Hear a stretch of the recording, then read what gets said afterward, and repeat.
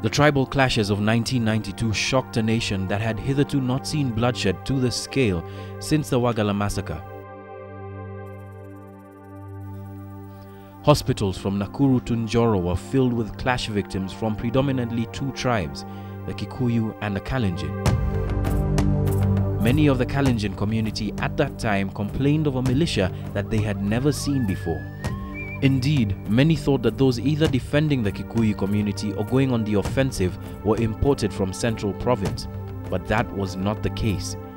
Predominantly young, poor and landless Kikuyu men rallied around a relatively new, hitherto spiritual group called Mungiki. There was that feeling of the Kikuyus. There was a feeling that they had been abandoned by the government. And this is where the young men come in as part of the group that helps defend the land, the Kikuyus who are attacking the Rift Valley at that period. And this is the period, according to the various researchers, this is the period that this group starts working closely with politicians. Soon, however, the clashes ended and a land question, one asked by the two communities that were at war with each other, would be put aside by the political elite for a few more years. The Mungiki, however, would not leave this question to lie, especially given their strong ties to another group that bore uncanny similar characteristics to them, the Mau Mau. The sons of Mau Mau, they don't have something. Why? Because when the Kenya was getting freedom, the Mau Mau and their sons were still in the forest. But the home guard, they came to receive what the Mau Mau were fighting for. Same sense of dispossession in their own countries, same feeling of dispossession, same sense of, we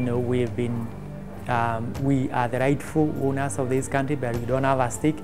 They are very much influenced by the ideas and the ideals of the Mau Mau. They feel that the Mau Mau agenda and vision was never achieved. Kikuyu politicians, however, saw the Mungiki more as a tool for political convenience and used them as such, and thus began an association with politicians that would also see the rise of the politician within the Mungiki sect. Mainanjenga's cousin, Ndora Waruinge.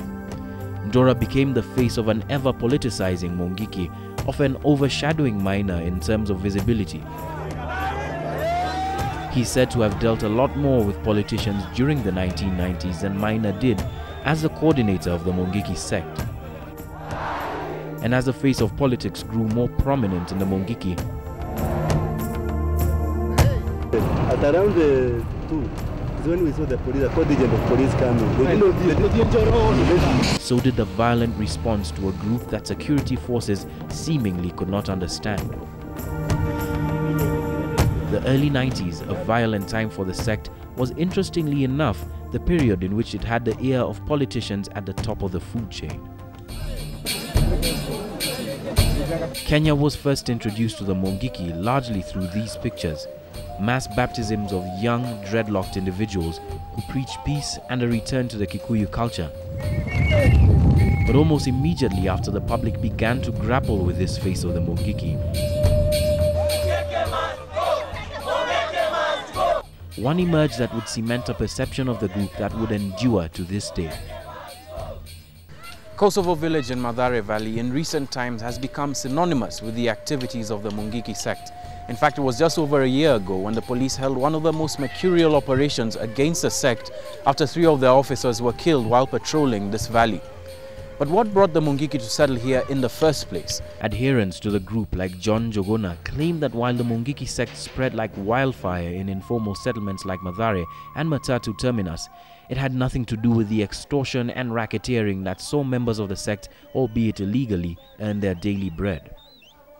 A lot of this most of it is below the radar of the official government, really, what is happening in the urban informal settlements.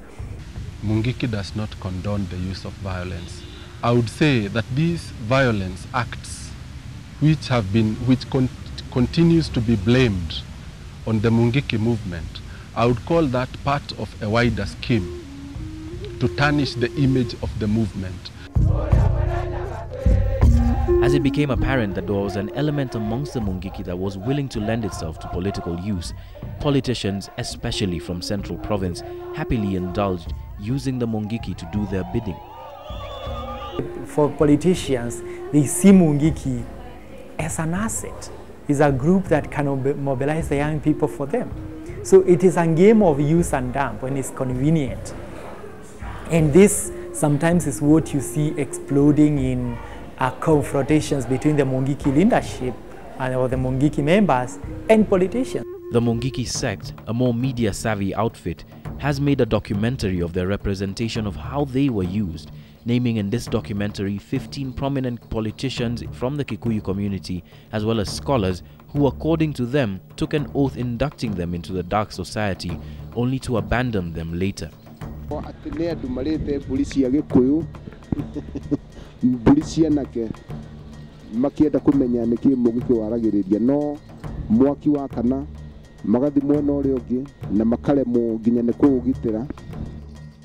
Allegations of there being a list emerged last year at the height of violence perpetrated by the Mungiki, but those names were never made public.